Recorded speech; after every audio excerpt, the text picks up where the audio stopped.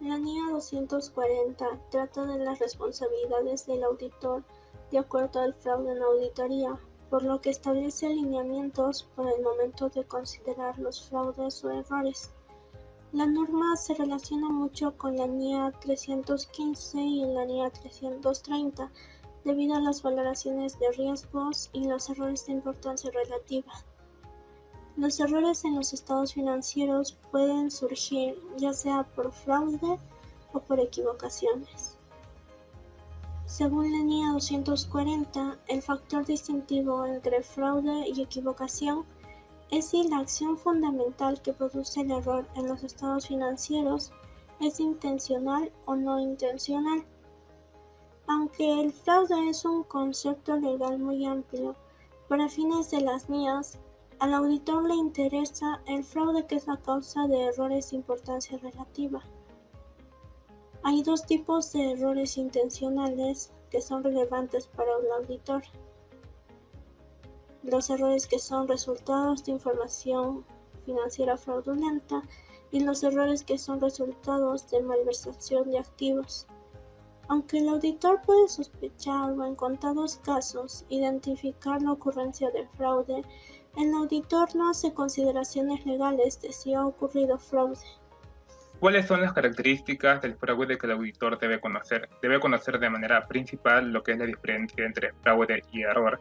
El error es un fallo que no se da de manera intencional, mientras que lo que es el fraude se da normalmente en los estados financieros de una manera intencional, que busca encubrir fallos y también lo que busca es un beneficio que es personal o un beneficio que se da a nivel de la gerencia o administración con lo que es la empresa. Lo que busca un fraude es engañar y obtener un beneficio en sí.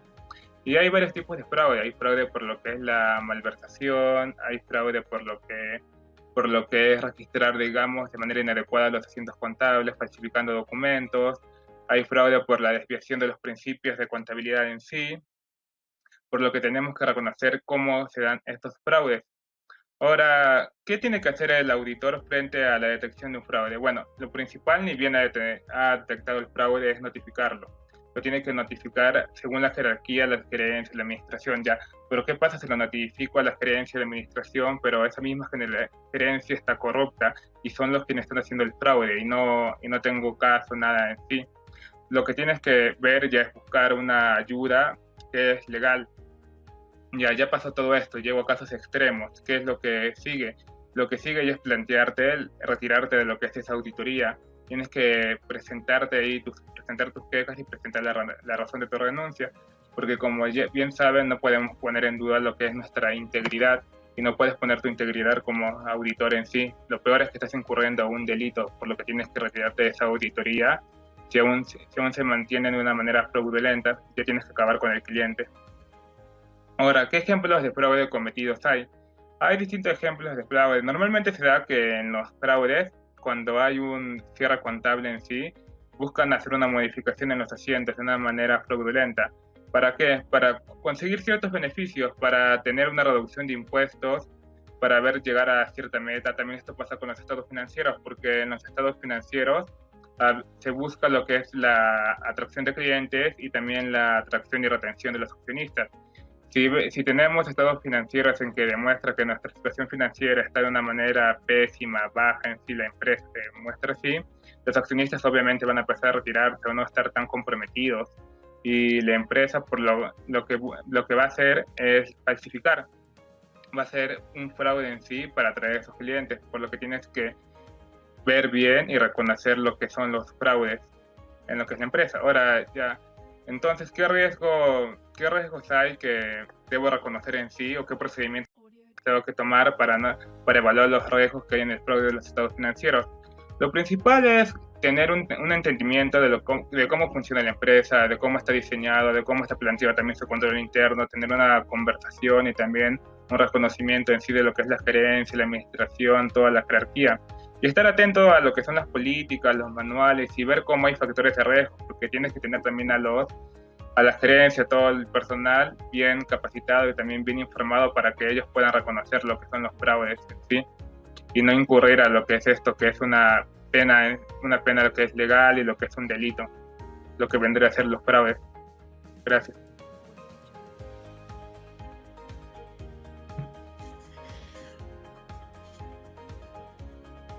Ahora pasaremos a explicar acerca de la NIA 250, consideración de las disposiciones legales y reglamentarias en la auditoría de los estados financieros. El alcance que tiene esta NIA nos dice que está basada en la responsabilidad del auditor de considerar las distintas leyes y regulaciones aplicables en una auditoría de estados financieros. Efecto de leyes y regulaciones.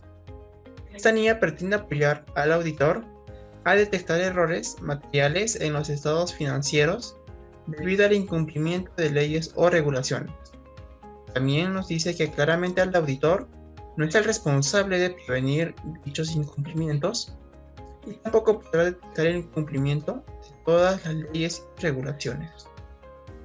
Los objetivos. En esta NIA nos dice que se debe de obtener suficiente evidencia de auditoría respecto al cumplimiento de las leyes que tienen un efecto directo en el cálculo de los montos.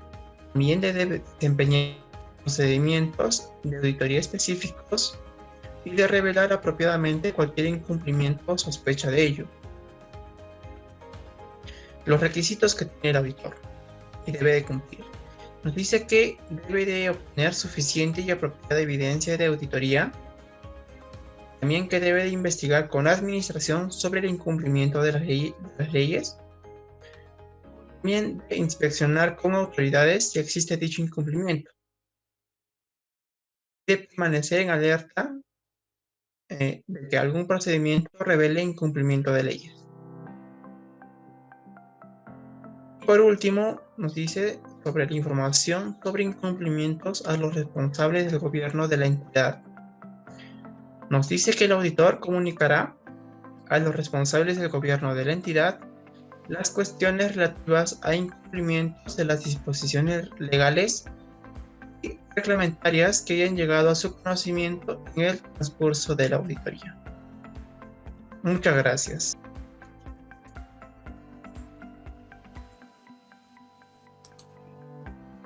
NIA 260. Comunicación con los encargados del gobierno corporativo. Esta NIA está elaborada en el contexto de estados financieros y trata de la responsabilidad del auditor de comunicarse con los encargados del gobierno corporativo, reconociendo la importancia de una comunicación bilateral efectiva. En esta NIA se ahonda la función de la comunicación, en donde se tiene que entender los asuntos relacionados con la auditoría y cómo se va a desarrollar una relación constructiva de trabajo entre los dos personajes, y así también obtener información relevante de los encargados del gobierno corporativo hacia el auditor. Los objetivos es que se tiene que comunicar a los encargados de gobierno corporativo las responsabilidades que posee el auditor. Se tiene que obtener información relevante por parte de los encargados corporativos para realizar la auditoría. Se tiene que proporcionar observaciones oportunas a los encargados del gobierno y promover una comunicación bilateral eficaz y eficiente. Los asuntos que se deben comunicar es cuál es la responsabilidad del auditor en relación a los estados financieros, cómo se va a llevar la planeación del alcance y la programación de la auditoría, cuáles son los hallazgos importantes de la auditoría y cuál es la independencia del auditor. En los resultados importantes de la auditoría, en este caso el auditor puede confirmar que los encargados del gobierno corporativo tienen el mismo entendimiento de los hechos y circunstancias de eventos específicos, al igual que el auditor. Y también se debe comunicar que de las dificultades importantes encontradas durante la auditoría. Aquí se va a dar a conocer cuáles fueron los retrasos importantes de la administración para presentar la información requerida por parte del auditor, cuáles fueron las restricciones que observó el auditor por parte de la administración. Y por último, la independencia del auditor. En este punto se tiene que evaluar las relaciones de este y otros asuntos como el amparo que tiene el auditor, el cual se debe comunicar a los encargados corporativos. Seguidamente tenemos el proceso de comunicación. En este tenemos que para el proceso de la comunicación se debe establecer las responsabilidades que posee el auditor, el alcance y la programación planeada de la auditoría. Las formas de comunicación. Aquí el auditor deberá comunicar por escrito a los encargados del gobierno corporativo respecto a los hallazgos significativos en la auditoría y la independencia del auditor. En la oportunidad, de comunicación, el auditor deberá comunicarse con los encargados corporativos de manera oportuna. Esto variará de acuerdo a las circunstancias que se den en el trabajo o en el desarrollo de la auditoría. El proceso de la comunicación adecuada es la comunicación bilateral más la comunicación efectiva, el cual es el propósito de la auditoría. Y por último tenemos la documentación. En este caso, cuando los asuntos que esta NIA requiere que se comuniquen y que se haga de manera verbal, en este caso el auditor deberá incluirlos en la documentación de la auditoría, especificando cuándo y a quiénes fueron comunicados, todo esto. Todo esto respecto a la NIA 260. Gracias. Con la exposición tenemos la NIA 265, que es la comunicación de deficiencias en el control interno a los encargados del gobierno corporativo y la administración. El auditor debe tener un amplio conocimiento del control interno de la entidad para que en la evaluación se pueda aplicar procedimientos apropiados de auditoría en caso se encuentre riesgos de representación errónea y así se pueden aplicar los procedimientos de auditoría apropiados, lo que significa que el auditor no comentará sobre la efectividad del control interno, sino que comunicará las eficiencias que se presenten durante las etapas de la auditoría. Como objetivo, el auditor debe comunicar a los encargados de gobierno corporativo, de administración, las deficiencias encontradas para que ellos sigan las acciones pertinentes. En las definiciones tenemos la deficiencia en el control interno, que son las fallas en el diseño e implementación de los sistemas de control. Después tenemos la deficiencia significativa en el control interno, que es de importancia significativa que requiere de la atención de los encargados del gobierno corporativo. Esta importancia depende tanto de los errores que se estén presentando como de la probabilidad de que se presenten y su efecto en los estados financieros. En los requisitos tenemos la comunicación de deficiencias. El auditor deberá analizar la importancia e influencia de estas en el control interno en los estados financieros y luego comunicar por escrito lo determinado a los encargados, teniendo en cuenta las políticas o requisitos legales.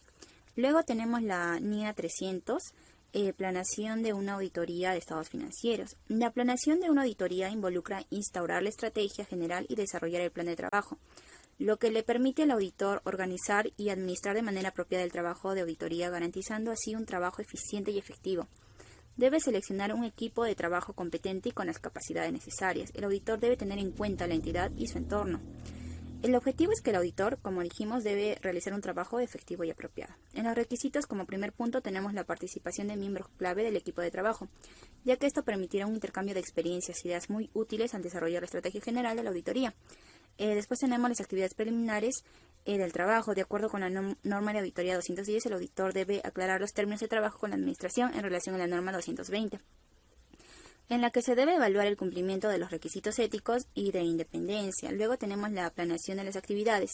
Se describirá el alcance, oportunidad y dirección basándose en una estrategia general para alcanzar los objetivos y cumplir con la programación que se establezca.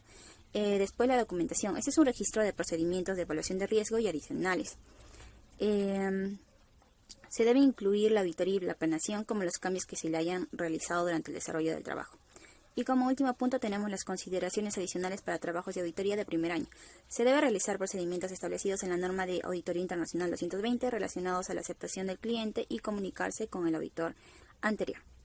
Gracias.